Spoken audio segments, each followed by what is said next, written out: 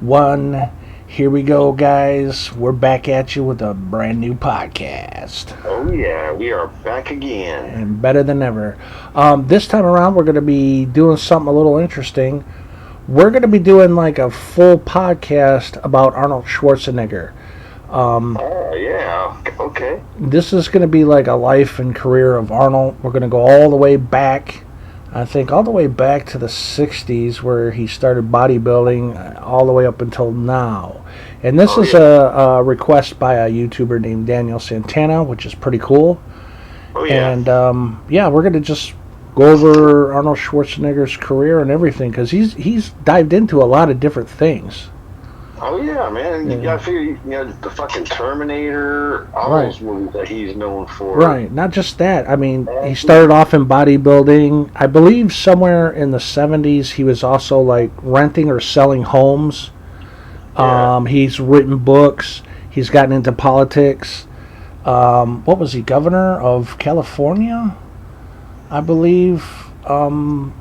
Something like that. Years ago. I don't know too much about it because I'm not really into politics, but we will go over that a little bit. And I'm going to read over some things here also from Wikipedia. So with that being said, let's rock and roll. Oh yeah. So, okay. Arnold Schwarzenegger, he was born July 30th, 1947. Damn. Long time ago, yes. He is getting up there in age. And as of right now, he's in his late 70s. And it says he's an Australian-American actor, businessman, filmmaker, and former politician. And a former professional bodybuilder. He's had a hell of a career, hell of a life. Hell of a resume. Yeah. It says here that Schwarzenegger began weightlifting at the age of 15. And, so he's pretty young. And he won Mr. Universe title at age 20. Yeah. And it says... he was jacked. Oh, yeah. Well, that's true dedication, though. You have to be really dedicated and motivated and have a drive to go from, no muscle to really be packing on a lot of muscle. Yeah, and not just packing on muscle. But I remember one shot of him. He was doing one of those contests, and he was just fucking ripped. Right, jacked, big time. It's like, wow. Yeah, to get that built, that takes quite a few years. Yeah. I mean, anybody can put on some muscle, but to look like him, and even better, it takes quite a few years to, get built like that. And you better be in that fucking gym every week. Yeah, not just that. You gotta be in the gym. You gotta be eating right. Right. You gotta be, just a lot of protein and, health shakes and stuff like that. And a lot of weight training, obviously. I would assume he was probably working out, lifting his arms and legs and switching up. I would say every other day, probably 2, 3, 4 hours a day. I would assume something like that. That's dedication. Oh, yeah, and for years, which is awesome. That's cool. And he is widely regarded as one of the greatest bodybuilders of all time, which is true. He's been in many magazines and movies and all that shit. I remember when he did the Terminator, when he first came up, and those guys, and they're like, wash day tomorrow, nothing clean, right? Right. Nothing clean. Right. That's one of his classics. We're definitely going to get into his movie career as well. But it's crazy. He was Mr. Olympia, it says 7 times. That's wild, man. So, let's see. Like I said, you have to have a drive. I mean, not just to achieve that look, but imagine the work you'd take to keep that body. Yeah, I mean, you're right. You have to, like I said, you have to have a drive to keep going. You have to have this fire in you to want to that never burns out in order to keep, muscle tone like that for sure. Even Stallone, he had a hell of a drive too to muscle up in his films back in the 80s. Yeah. which is awesome. And Arnold's, he's had a hell of a cool career. Yeah, like that. I mean, he was always known for years as, like I said, bodybuilding. Everything, venturing from that to the movie business and becoming such a great actor and all the shit that he's done. Yeah, he's had a hell of a life. And it says here he's a registered member of the Republican Party. He was elected governor of California on a special recall election to replace somebody named Gray Davis, the governor at the time. Huh.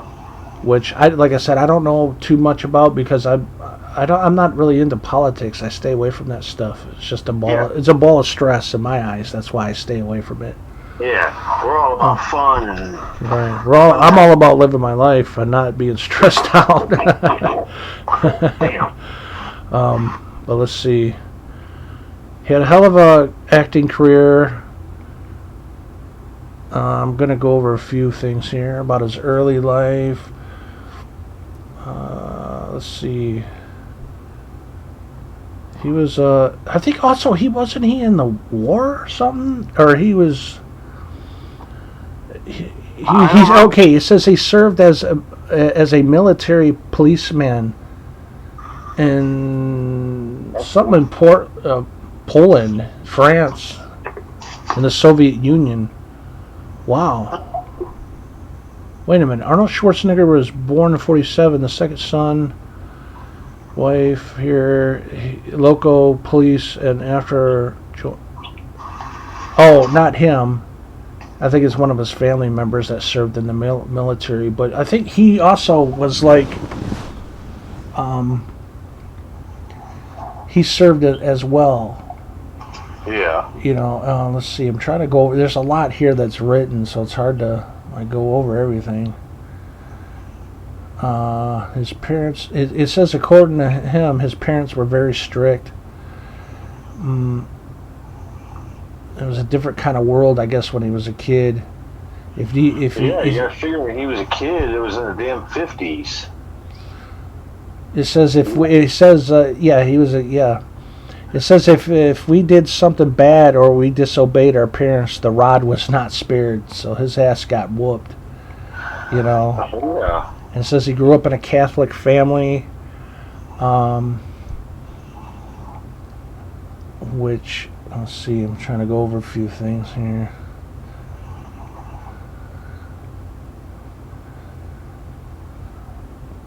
It says that, that's weird. Schwarzenegger says that his earliest childhood memory is of climbing into his parents' bed during a bad thunder and lightning storm. Okay.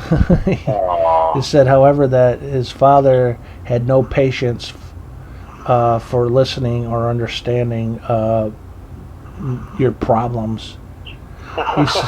He said he had a good relationship with his mom, who he kept in touch with until her death. This is interesting. It says in 2004, in an interview, he says he told how he suffered what would now be called child abuse at the hands of his father. He says, my hair was pulled, I was hit with belts, and he says, so was the kid next door. It's just the way it was, Many of the children I've seen were broken by their parents, which was the German Australian mentally. Wow. It was about conforming. He said, I was the one who did not conform and who could not be broken. Therefore, I became a rebel. He said, I'm a loner. He says, every time I got hit and every time someone said, you can't do this, I said, this is not going to be for much longer because I'm going to move out of here. I want to be rich. I want to be somebody. Which, he became rich. Oh yeah, he became rich and he definitely became a somebody. That's for right? sure. In many different fields. Yeah. Mm, says money was a problem in their household. Says Schwarzenegger recalled that one of his highlights of his youth was when the family bought a refrigerator. Wow. So he must have been pretty poor, back when he was a kid. Yeah. Says Arnold began weight training in 1960 when his football coach took his team to a local gym at age 14. He chose bodybuilding over football as a career. Oh, that's cool. But he says he actually started weight training when he was 15. So, he got in the gym at 14, and then he really started going for it a year later. Hell yeah. It says, but he said, I've been participating in sports like soccer for years, so that although I felt that although I was slim, I was well developed, and at least enough so that I could start going to the gym and start, lifting. Interesting. So yeah, at a young age he was doing all that. He says his father wanted him to be a police officer, like he was, and his mother, I guess, wanted him to go to trade school.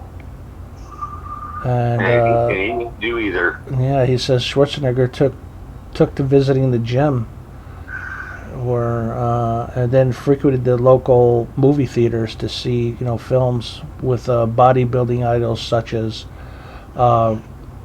Reg Park and Steve Reeves. Right on. Those were the old school guys. That's wild. Oh yeah. His remarkable achievements allowed me to sense of what was possible when others around me didn't always understand my dreams. Yeah, if you got dreams, man, I say go for it. Life is short. Don't let any motherfuckers hold you back or tell you otherwise. Yeah. But yeah, that's pretty wild. He's had, a heck of a career. Yeah. Oh shit, I didn't know this, but Schwarzenegger's brother died in a car crash on May 20th, 1971. So I didn't know he even had a brother. It says he was driving drunk and died instantly. Damn. And it says Arnold did not attend the funeral. Wow. I guess maybe he didn't get along with him. Well, you never know. It could have been like one of them outcasts, like, they said he was drinking. Who knows if he was drinking? And right. And people were just like, well, we don't be around us. You're going to be, well, fuck up. I'm going to go do what I want.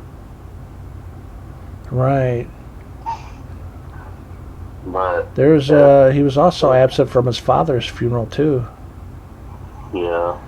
He says he recalled he's informed of his father's death without emotion, that he never spoke of his brother over time. Wow. It says here in 1965, Arnold, he served in the Australian Army to fulfill 1 year of service required at the time. So yeah, wow, that's crazy. So he had to go through all that. So he went through a lot when he was younger, obviously. Yeah. Man, there's a lot of information on him. Well, yeah, yeah, he's got a lot going on. It says, Arnold here is considered among the most important figures of history of bodybuilding. Yeah, everybody knows who he is. Obviously, even if you're not a fan of Arnold, you know who he is. He's been in many magazines and shit. Well, not just that, magazines, bodybuilding, movies. Like, if you're a movie watcher, you know who Arnold Schwarzenegger is. Of course. He continues to work out even to this day. which is cool. Mr. Olympia. I'm trying to find his filmography. Here we go. So that I can go over his films. Okay, so back in 1970, his first film was a movie called Hercules in New York. Now, I remember that film, and they dubbed his voice over with like an American voice. But then I think on the DVD or whatever, they put his actual voice back in there. This was back before he was like, before he was a movie star. And then it says here he was in a film called, he was uncredited, The Long Goodbye, 1973. It says he was a hood in the office. I'm not even sure what that means. And then he was in the film, which a lot of us know about, Stay Hungry, with Jeff Bridges and Sally Field. That came out in 1976. It's a comedy drama, which, I know about that. Everybody knows about that. Then he played in a film in 1979 called The Villain, which starred Kirk Douglas. I've seen that film like once. It's like a comedy western. Did you ever get around to seeing that film? No. The Villain, yeah. It's a pretty cool film for what it was. And then let's see here. Scavenger Hunt, 1979. He was in a film, but I don't think he was. I think I've seen Scavenger Hunts where like a bunch of people have to like drive around and like collect shit. Arnold's not the star of the film, but he's in it. Yeah. Wow, and so is Meatloaf. Yeah. Meatloaf is in it. That's crazy. Vincent Price. Yeah. The fuck? I don't recall seeing this film. I'm gonna have to check it out. I've seen it. It's kind of like I said, it's kind of one of them comedy deals. Like it's like I forgot what it was about. Like I know they all have to they go out and they all have to like get items on a list, and whoever can get the most items within, such like by the end of the day wins some kind of prize or something. Yeah. Interesting. And then what I believe was his breakthrough role, 1982 Conan the Barbarian. Oh yeah. That's what I think set him on the map as far as his movie career goes. Yeah. It says here that the movie had a budget of $20 million and it ended up making between, it says, $68 to $79 million, which is a good profit. Oh yeah, well yeah, he made a $50 million profit. I would say that's a pretty damn good profit. It's pretty good. I give him that, and it is a fucking cool movie, man. That is a classic. Definitely a good movie. Then he followed that up with, 2 years later, Conan the Destroyer, which I feel was a pretty good movie for what it was, but definitely not as good as the original. Yeah. And which was that the one where which one was the one that he's like had to fight this monster, but like he had to destroy these mirrors to really hurt him? That's Conan the Destroyer. Okay. And that's also the one where Andre the Giant plays that monster at the end.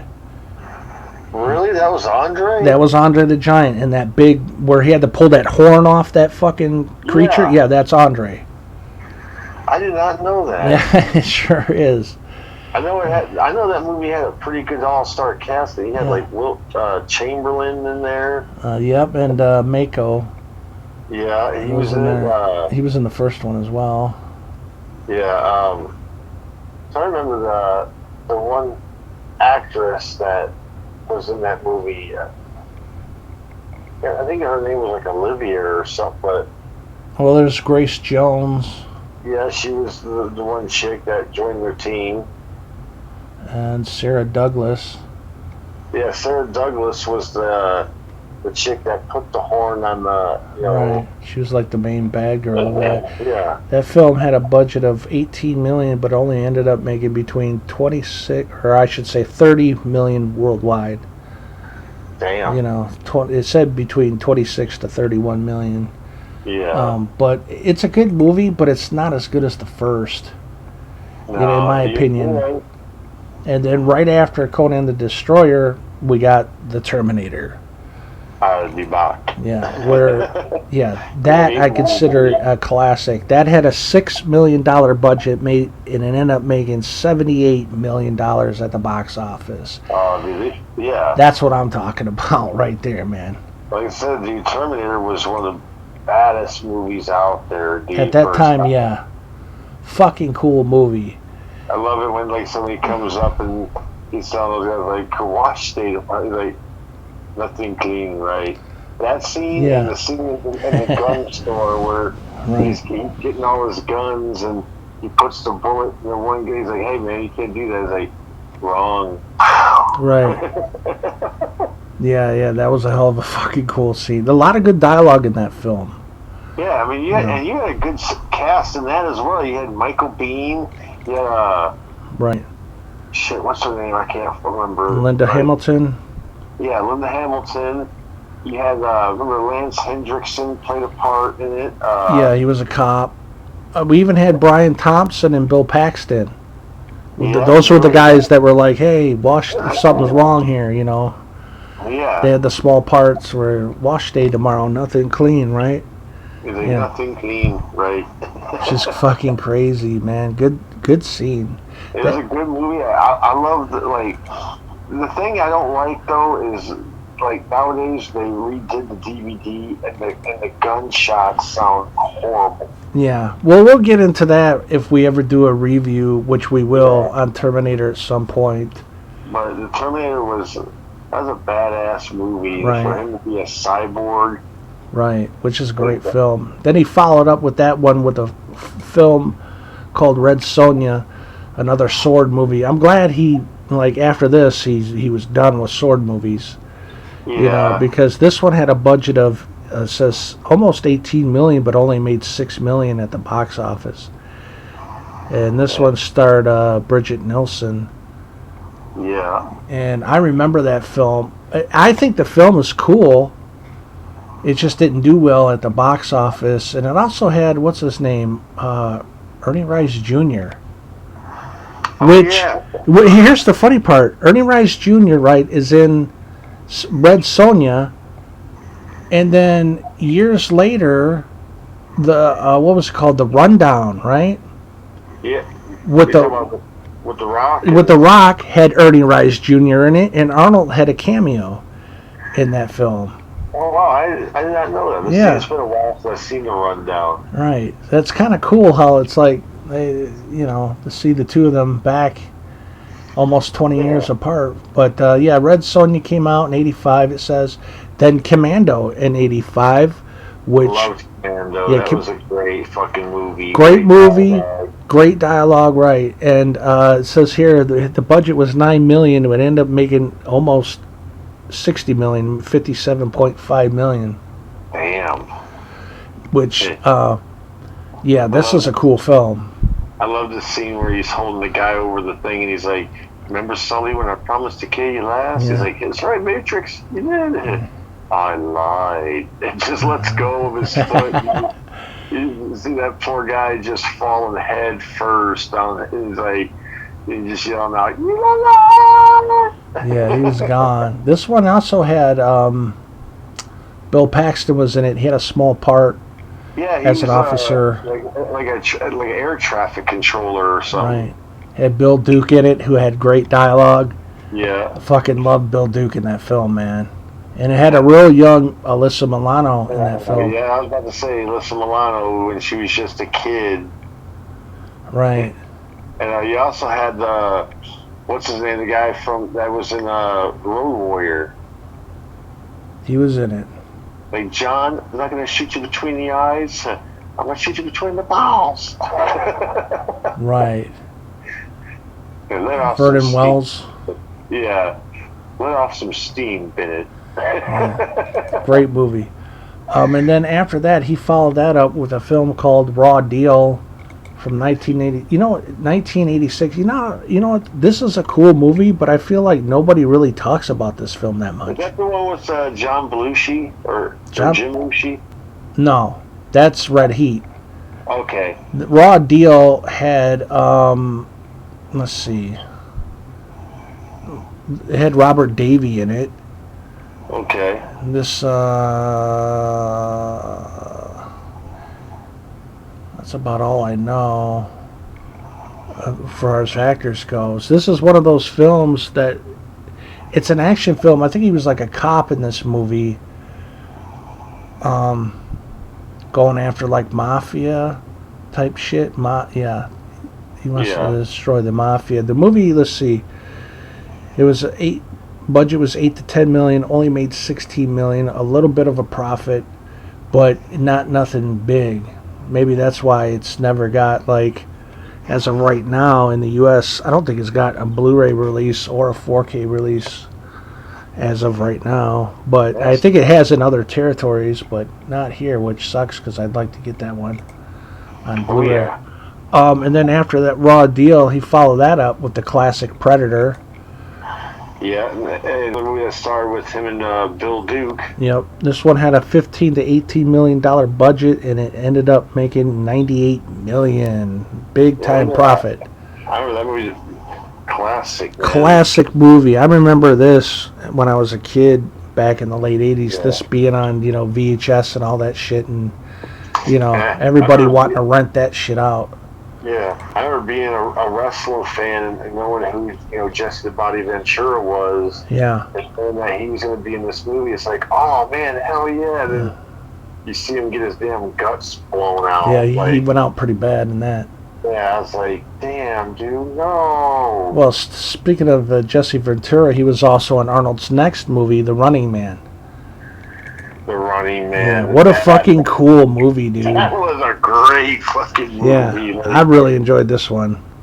Remember all the fucking people he had to fight, like, the one guy they called Dynamo? And Sub-Zero.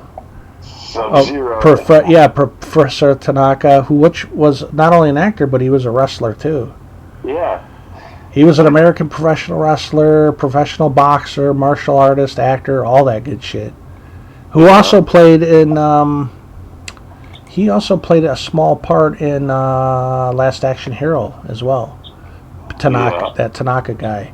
But yeah, The Running Man, what a fucking cool movie. Yeah. What about the part where they made it seem like that Arnold and the girl got killed by Jesse Ventura? Right. How he's fighting. Yeah, that was pretty cool. That was cool how they did that. Yeah, just thinking like you see him break the girl's neck, and it's like, right. Wait a minute, fuck, and then right, and then take Arnold and slam him into like spikes or whatever, and right. You're like, wait a minute, what the fuck? And then you find out like that was previous contestants that he was fighting, and they just kind of like digitized his face onto the previous guy's face. Yeah, it's fucked up. You see Arnold and the chick actually watching on a TV from the back, like, wait, what the fuck? Yeah, that was pretty cool scene. I like that. Yeah, that was cool. And remember that whole movie? Remember they based the reason why Arnold got stuck there in the first place at the beginning when they had to like shoot people. He's like, no, we can't shoot them. There's women and children down there. Right. I remember that. And they made it look like Arnold was just not giving a fuck, and then at the end they exposed and got the real footage. And the power of the media twisting things, Yeah. That's crazy to think about.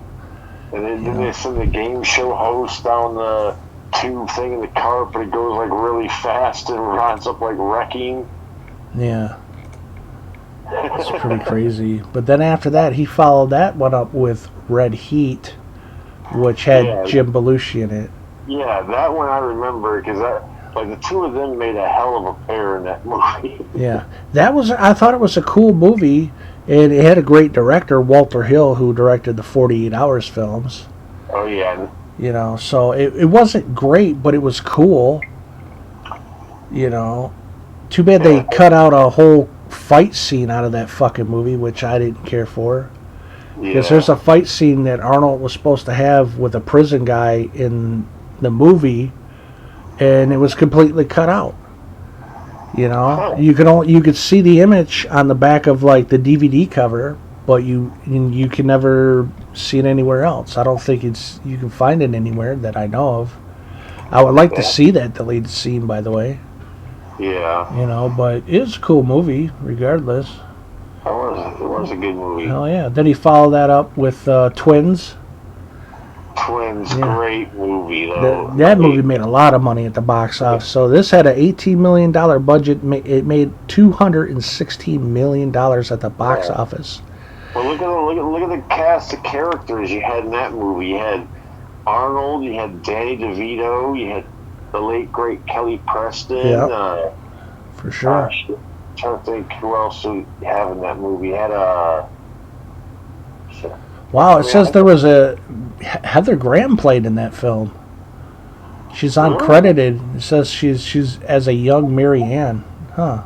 Oh yeah, when they showing the picture, like in the little thing at the beginning, the younger version of the mom was played by Heather. Yeah, okay. Wow, and David Caruso's in this. I haven't seen this film in a long time.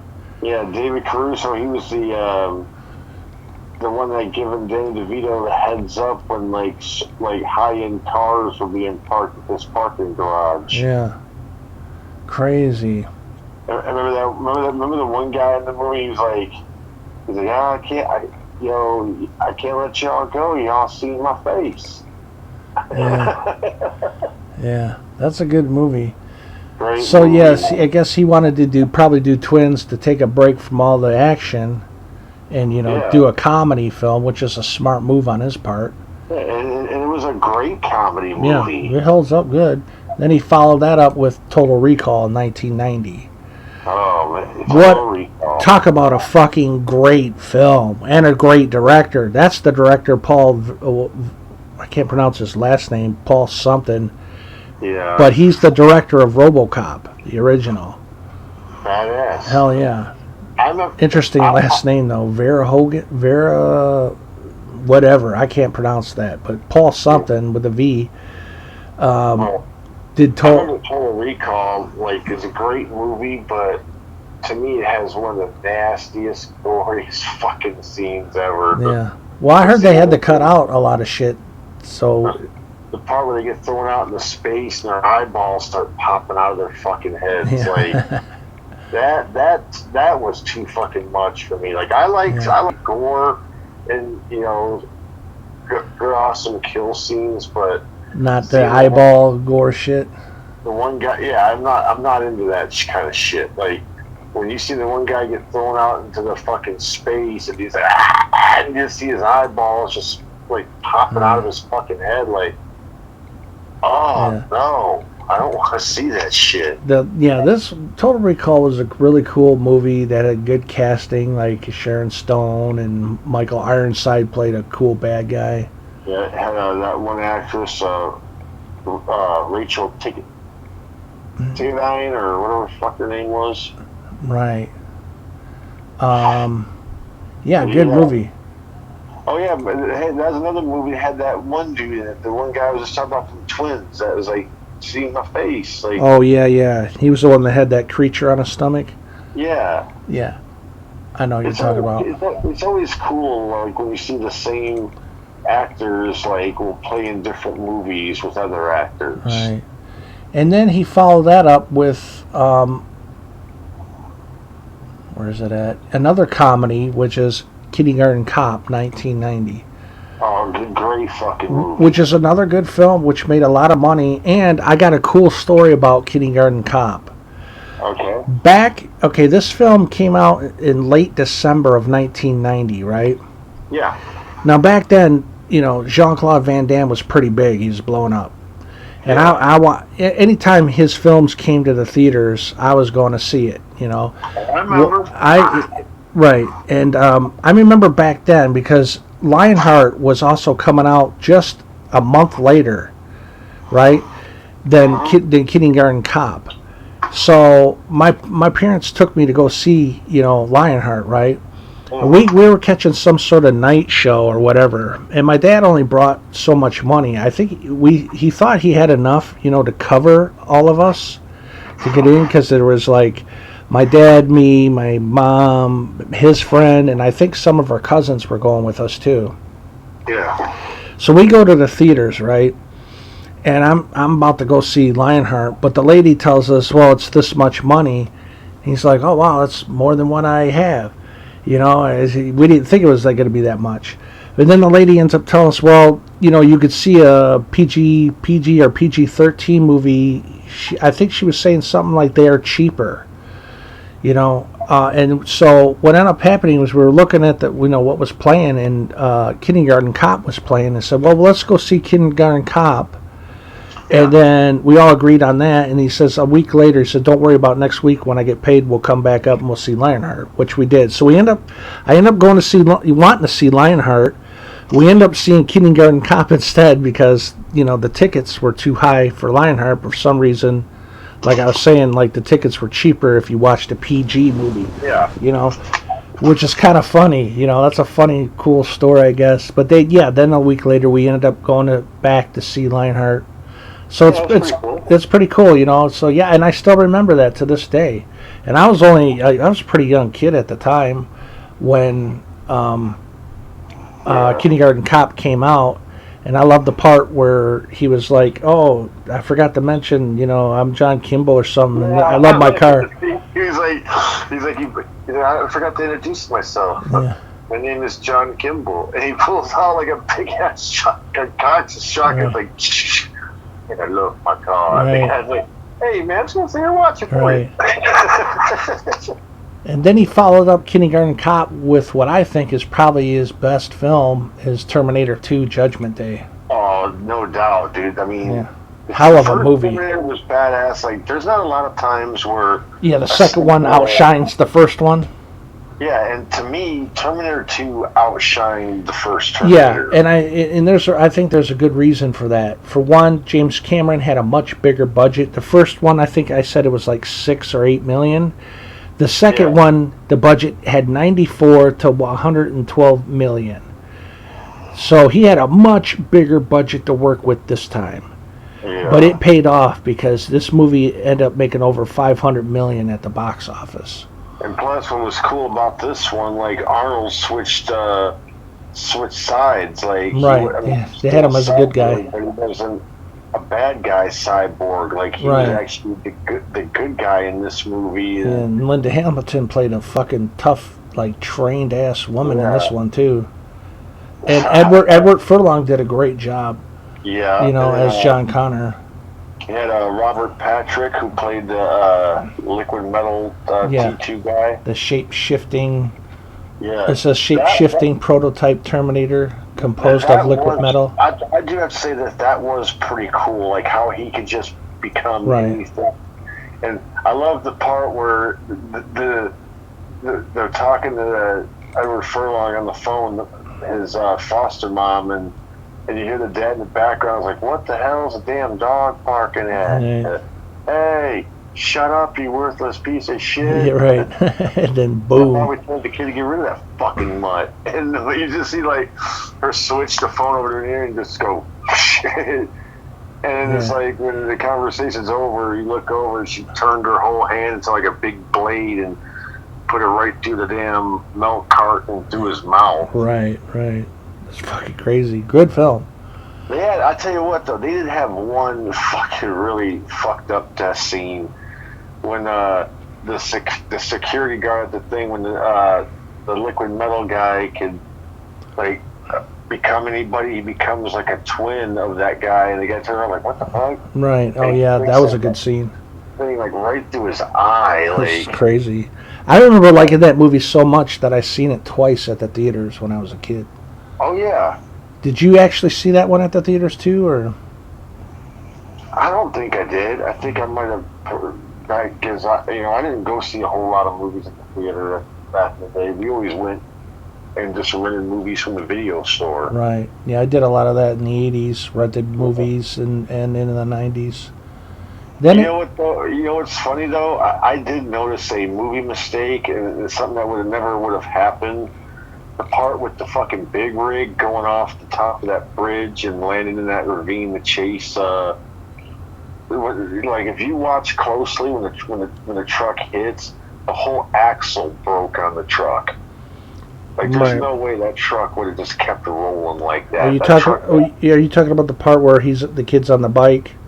Yeah, he's down in that little like. Oh yeah, there was also another movie mistake during that as well, is when the truck landed, the windshield came out, and then later on it shows the Liquid Terminator pushing it out, but James Cameron went back and actually fixed that to where they kept the windshield in. Yeah, because it's like you see when the top gets. I remember what part you're talking about when the top gets ripped off. Right.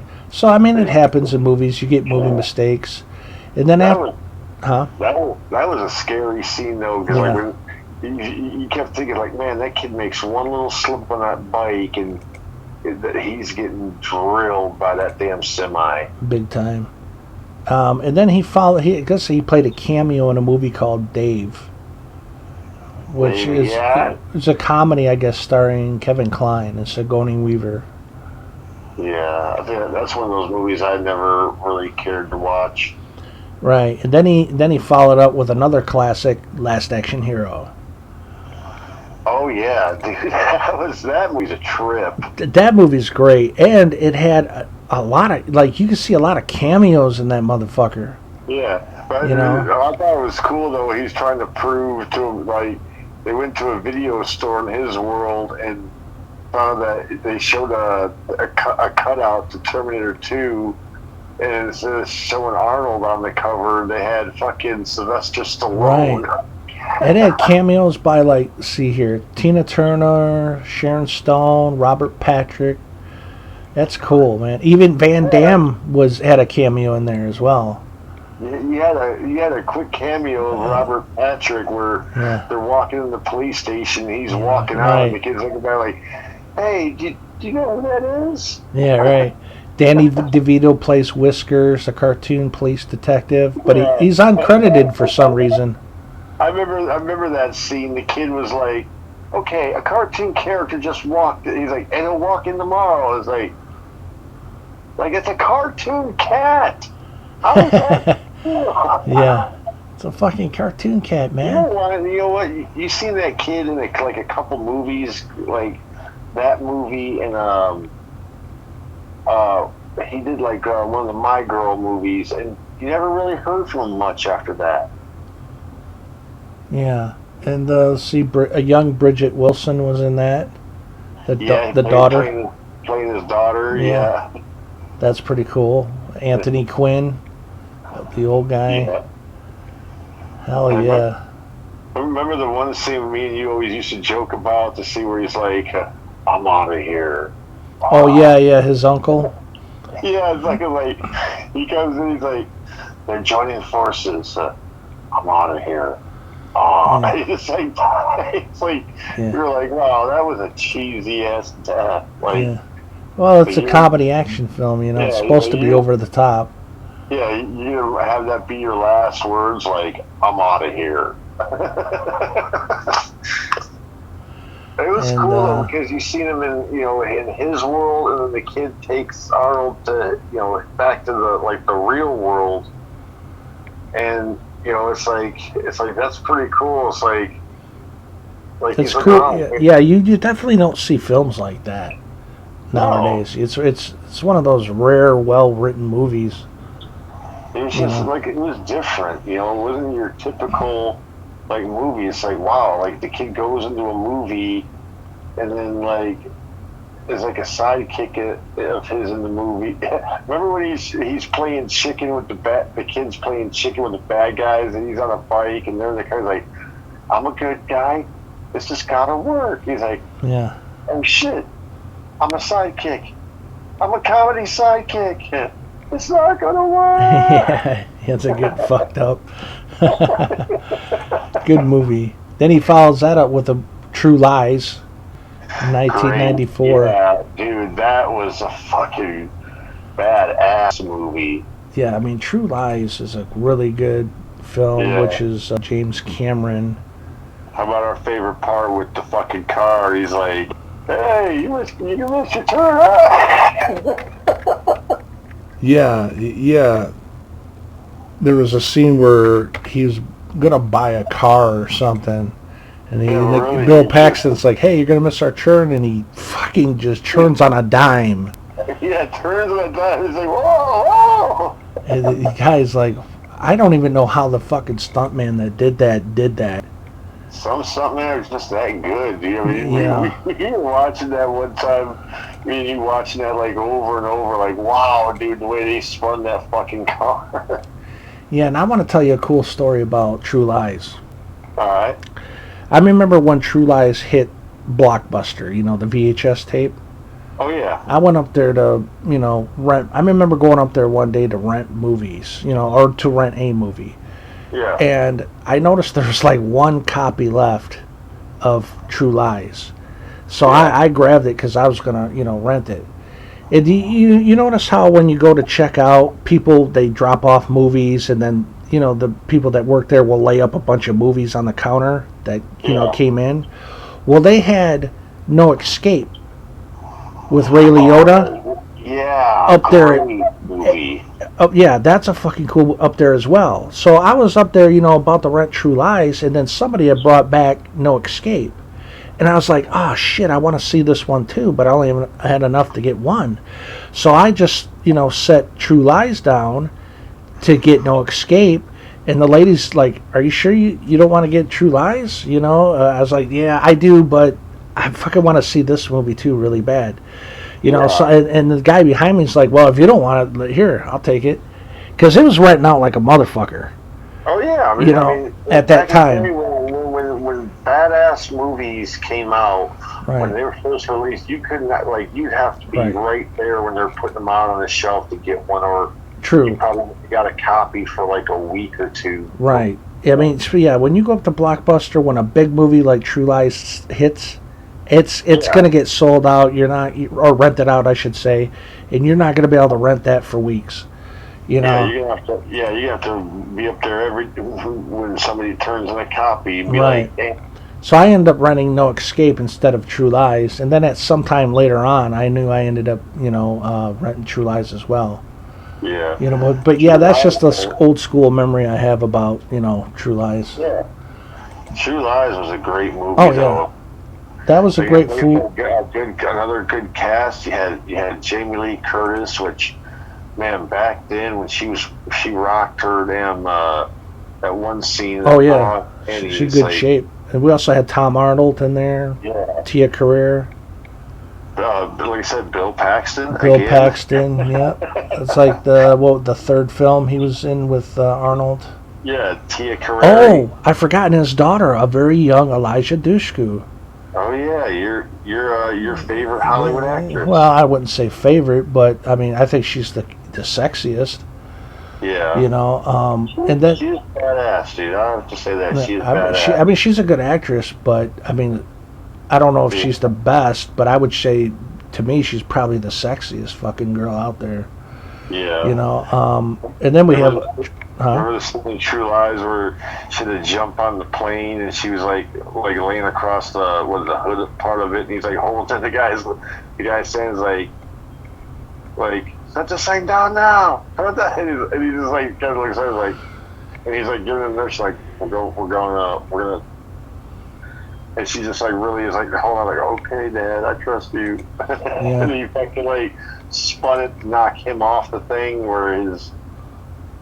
Dude, that guy died a horrible death in that movie. He fucking got hooked up to the missile, and he's like, goodbye. And he fired the missile at the chopper with his guys in it. Yeah, we also had Charlton Heston's in that film. Yeah. That's cool. Yeah, good film. It had a budget of $100 million, and it made $378 million. I'd say it's not bad at all. After True Lies, he did another comedy called Junior. Oh yeah, where he was like a pregnant man or something. With Danny DeVito. It's been a long time since I've seen this, so I don't know anything about the movie because I honestly have never watched it. Right. It's just not one of those movies that interests me. Right. I think I've seen it once many moons ago. Yeah. But Yeah, there's another one that looks like it made a lot of money at the box office, over 100 million. Let's see here. Oh, yes, he followed that up with Eraser, 1996. You've just been erased. Yeah. Fucking cool movie. I've always liked this film, and I always remember 1996 being a great year for movies. Yeah. They were pumping out so many cool movies that year. I remember us going to the theater and seeing some of those movies that came out. Oh, yeah. We sure did. Yeah. You seen that one, that Van Damme movie called Maximum Risk? Yeah, we've seen Mission Impossible. Yeah. There was what was that Bruce Willis film where he was shooting the hell out of everybody? Last Man Standing. Yeah, that one. I mean, there were so many good movies. Even Racer. We had that movie theater that only had like movies for like $1 or something like that. Also, that Eddie Murphy movie, The Nutty Professor. Oh yeah. Oh, and Twister. Twister, great. Hey, another movie with Bill Paxton. Yeah. Fuck yeah. But yeah, Eraser was a cool movie. I remember them hyping this up on cable when it came to like HBO or something. Yeah. And I was right there watching it. Remember those guns that they used in the movie? The big guns that shoot off like glowing, like... Right, those laser type guns.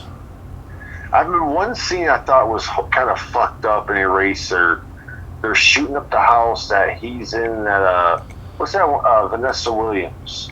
Right. Was in, and one of the bad, like, he drops his shotgun, and one of the bad guys are going to the house, and one guy's outside, got locked on, and he sees, like, the guy holding the shotgun, and he thinks it's fucking Arnold, and he's like, he's like, nice shotgun, asshole. And the guy looks up and is like, no! And he just gets fucking taken out. Yeah, like, it's crazy. Damn, dude, you just took out your own dude. Fucked up. Yeah, great film for the 80s. He followed that up with Jingle All the Way. Oh, yeah, with Sinbad. Yeah, another comedy, which did pretty good at the box office. I remember this film. It was pretty good. I watched it. I thought it was just pretty damn silly, like, them running all over town just to find that one toy for his son. Yeah. And, it had the late, great Phil Hartman in it. Yeah. That's wild. Sinbad, Phil Hartman. Yeah. Oh, it wow. was good, but it was not near. It was nowhere near as good as Eraser, though. It had Paul White. Remember? The Big Show. Yeah, the Big Show was in that. He had to fight him as like one of the Santa Claus, mall Santa Clauses or whatever. Yeah, they sure did. Good stuff, man. I like that film. Let's see here. After Jingle All the Way, he followed that up with Batman and Robin. Oh yeah, where he was Mr. Freeze or something like that. Yeah. I remember at the end of that, where he gets locked up with Uma Thurman. He's like, "I'm going to make a life a living hell." Yeah. Yeah, this had kind of an all-star cast. George Clooney as Batman. Interesting casting. Yeah, you had Chris O'Donnell as Robin. Uma Thurman, Alicia Silverstone, which I don't see her in movies much anymore. No, she used to be, dude. Back in the day, she was a true fucking hot. Yeah, she was great. You know, but Batman and Robin's it's a pretty good film. I would say it's definitely not my favorite of the Batmans, but I mean it's all right. Yeah, it was cool. I definitely like the third one better than the fourth one. Yeah, Batman Forever. Yeah. That was probably, I would say, one of my more favorite Batman movies. And Val Kilmer, he didn't replace. He got replaced by George Clooney. Yeah, it made you think that everybody was starting to play Batman. Like, you saw Michael Keaton playing them, and then Val Kilmer, and then George Clooney. George Clooney. You know, it's crazy. And the role went to Christian Bale, and Dark Knight Rises, Batman Forever. Right. A lot of different Batmans, but there's still only one Wolverine. Hell yeah. Yeah. And one day he'll be replaced. One day. And then also in 1999, it followed up with the horror film End of Days. Now, Wicked movie. yeah, I remember in 1999, Hollywood shifted that way. They did a lot of horror type films like this. Yeah, not just horror movies. They're like satanic, like yeah, and horror movies. yeah, I noticed a lot of Kevin Bacon was in one. I forgot the name of it. He did a film also the same year, and Hollywood. I remember just kind of going that way big time for that year. I thought, wow, that's interesting. Yeah, they had like a lot of those like dark, satanic, like horror movie deals. Like I remember, like End of Days. They had I think that's when they did that. Patricia Arquette did that movie Stigmata. That might have been the same year. Yeah. And I'm gonna look up Kevin Bacon here real quick because he did one that was actually pretty damn good that year. Yeah, I think what you. Here we go. It was called Stir of Echoes. Stir of Echoes. Yeah, what a fucking trippy, cool movie. It was pretty trippy. It was a good film. Yeah. But yeah, 99 was the year of horror films. I remember that. Yeah. And then he followed that one up with, let's see here.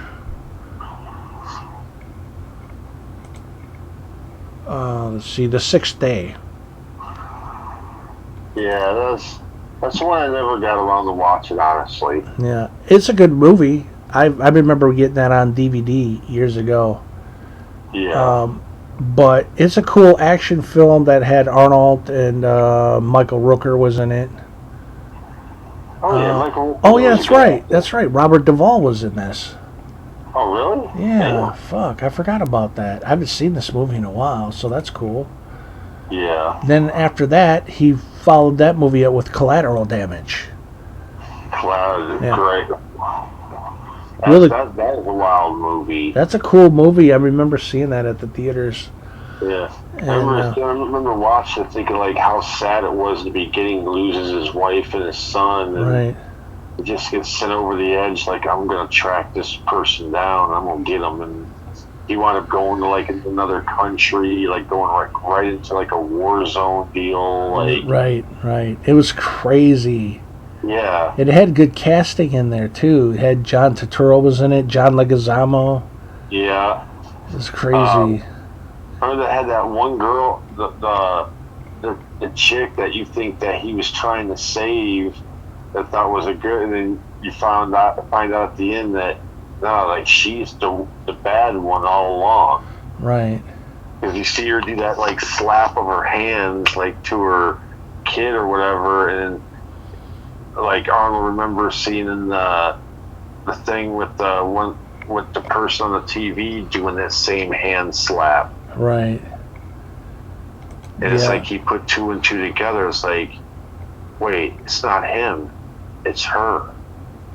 Yeah, it's crazy. Then he followed Collateral Damage up with Terminator 3: Rise of the Machines.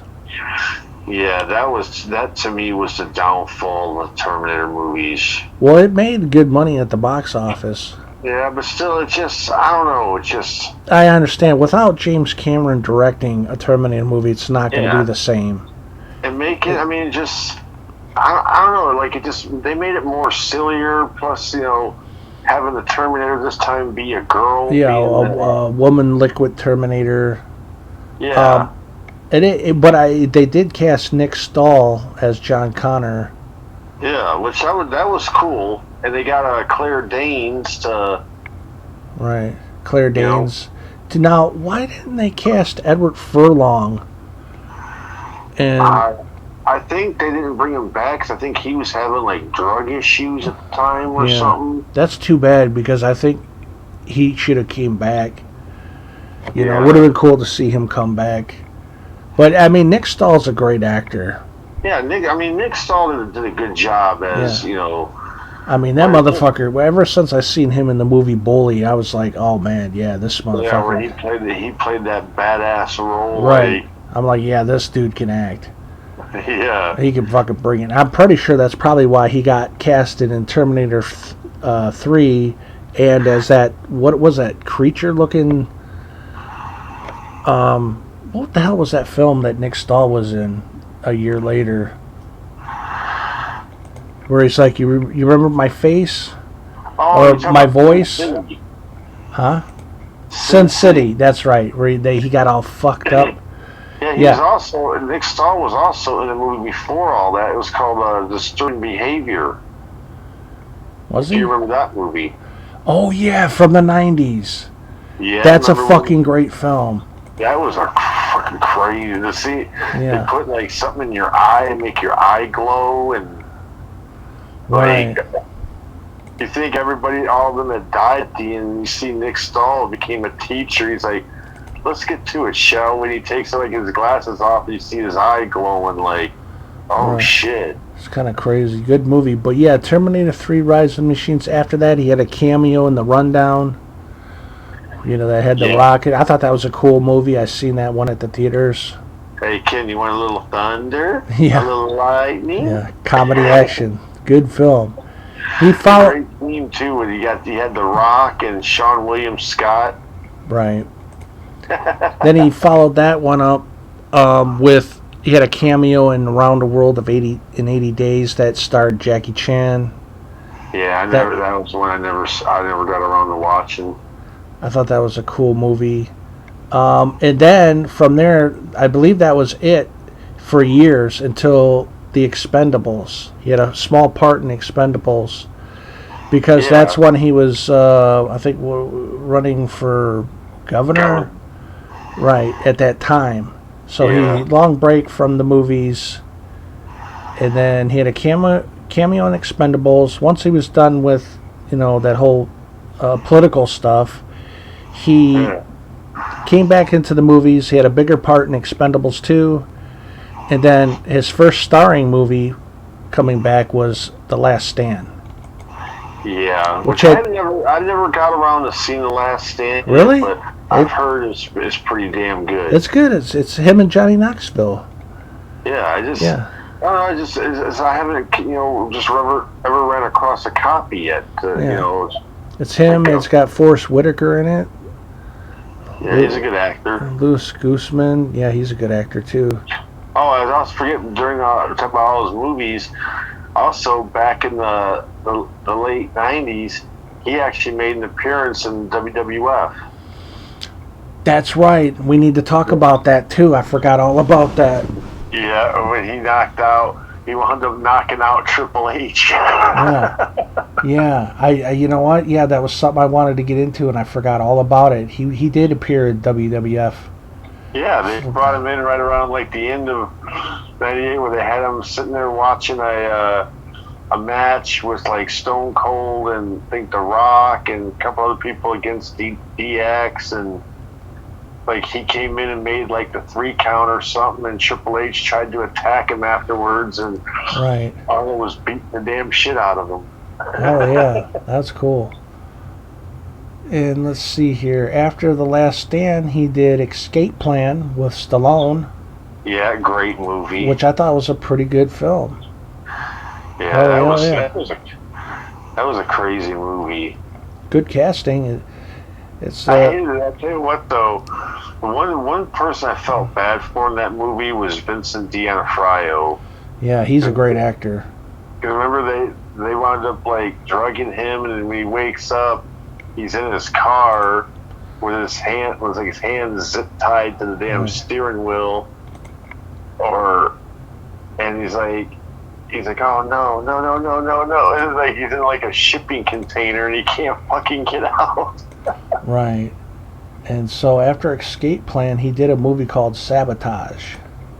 Yeah. Which I've only seen once.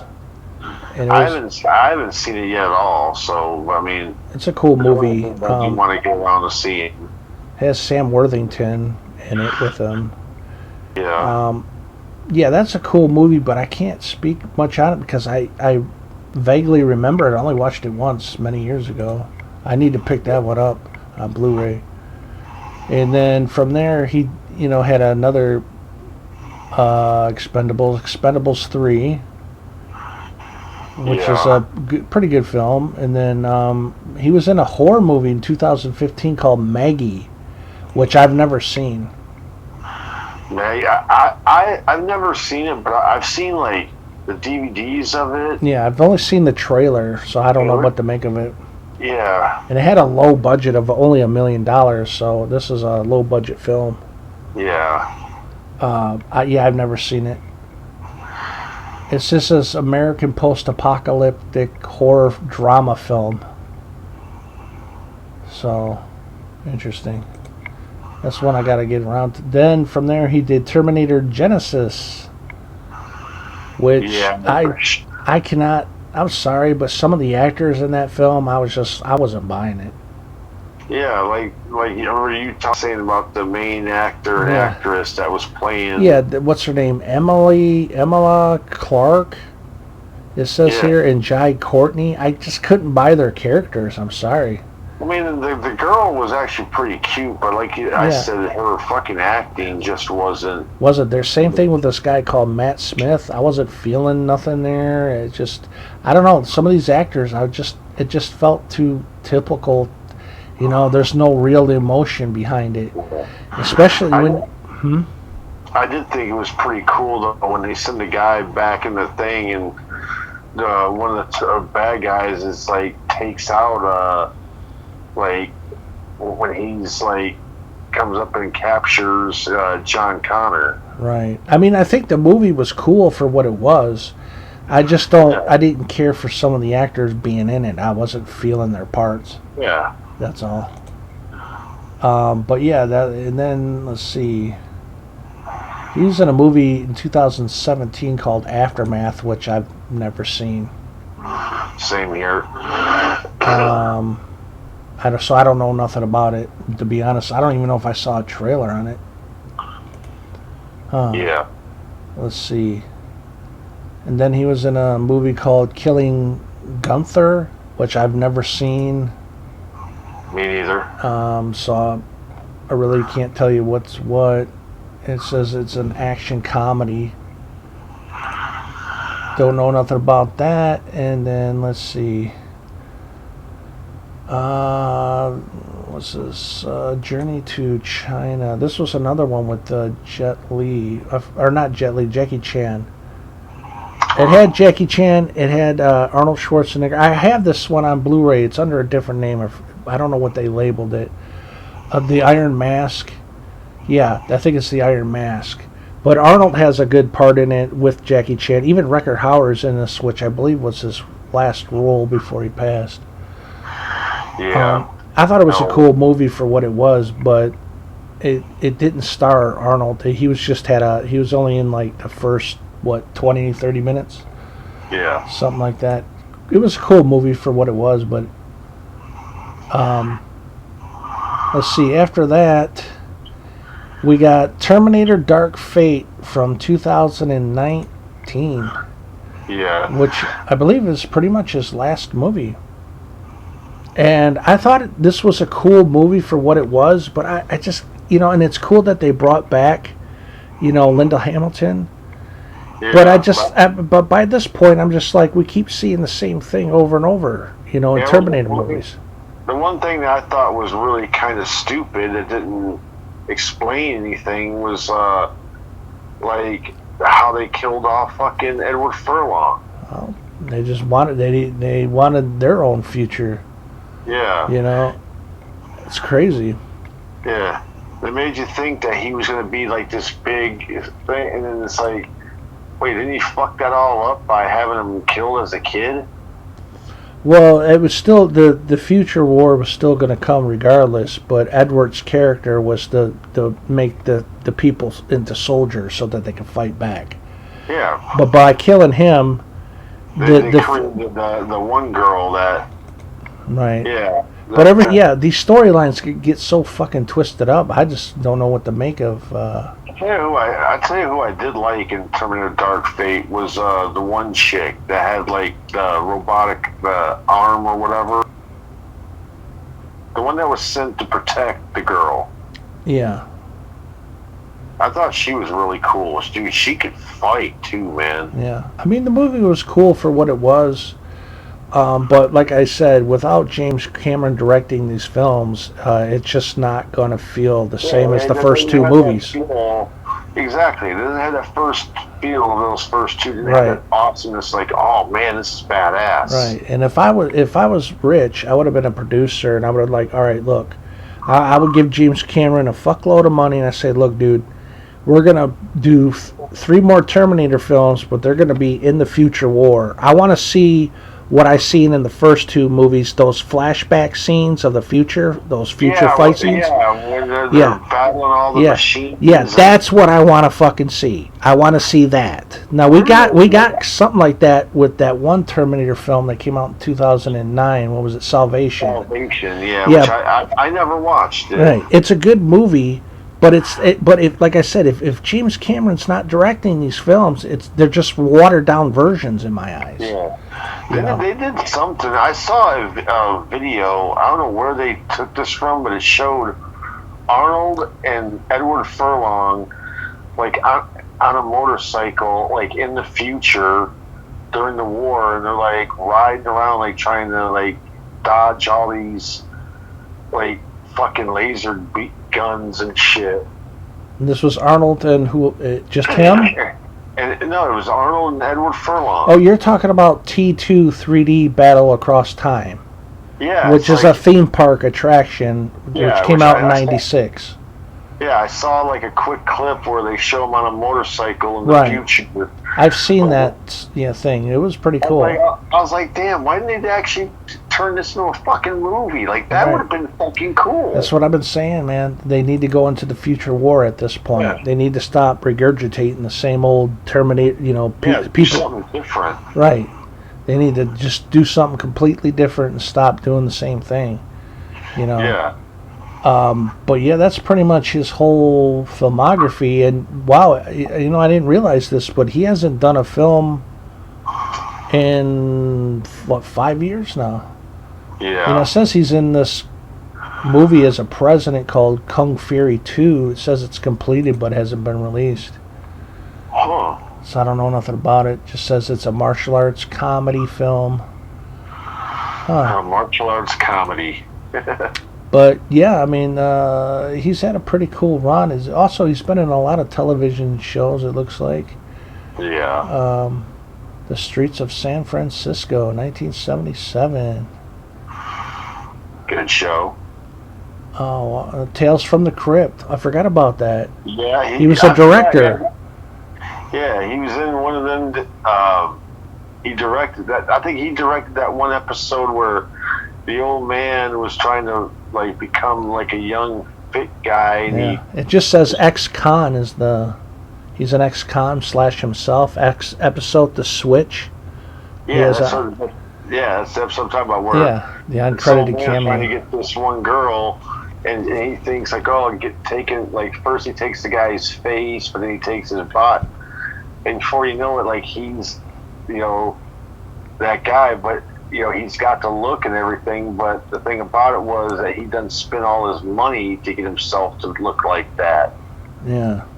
And the guy that he switched, he winds up not getting all his money and stuff, but he actually winds up getting the girl that smiled at him. Yeah. Damn. Oh, wow. It says he was also in 2.5 Men. He was in one of the episodes? I guess. Damn.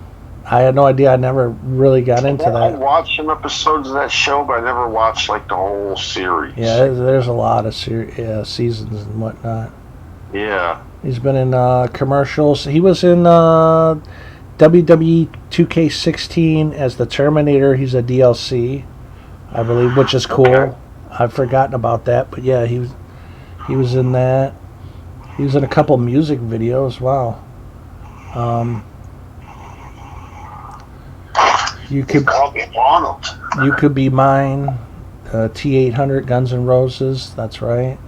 Hell yeah, man. That was pretty big back then with Guns N' Roses and the Terminator 2 movie and all that. This song, that was pretty cool.